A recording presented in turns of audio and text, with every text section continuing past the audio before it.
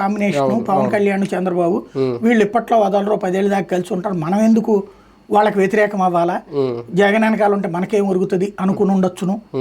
వాళ్ళందరూ ఇప్పుడు ఆల్టర్నేటివ్ ఎత్తుకుతా జనసేనకి వెళ్దామంటే పవన్ కళ్యాణ్ అపాయింట్మెంట్ దొరకదు, వీళ్ళతో మాట్లాడడానికి పవన్ కళ్యాణ్ ఎట్లాంటి టీము ఏర్పాటు చేయాలి.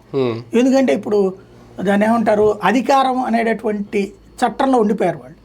వాళ్ళ చుట్టూ అది వైఫై తిరుగుతూ ఉంటుంది, ఎవరిని అడిగితే అడిగి గతి లేక వస్తున్నాళ్ళే మన దగ్గరికి అనుకుంటారు.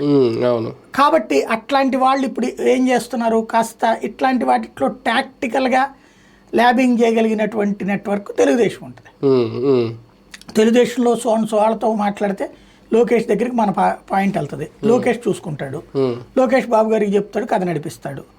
అంటే ఒక ప్లాట్ఫామ్ కావాలి మధ్యలో. ఓవరాల్ గా చూసుకుంటే మీరన్నట్టు ఈ డెడ్లీ కాంబినేషన్ ఇలాగే కంటిన్యూ అవ్వాలని పవన్ కళ్యాణ్ గారు ఓపెన్ గా ఇస్తున్న స్టేట్మెంట్లు బట్టి అర్థమవుతుంది. కానీ ఒక పక్క తెలుగుదేశం పార్టీలు ఇప్పుడు మనం చెప్పుకున్నట్టు ఒక భయం ఉంది, కాపు సామాజిక వర్గం నుంచి కంప్లీట్గా జనసేన ఓన్ చేసుకుంటున్నారని.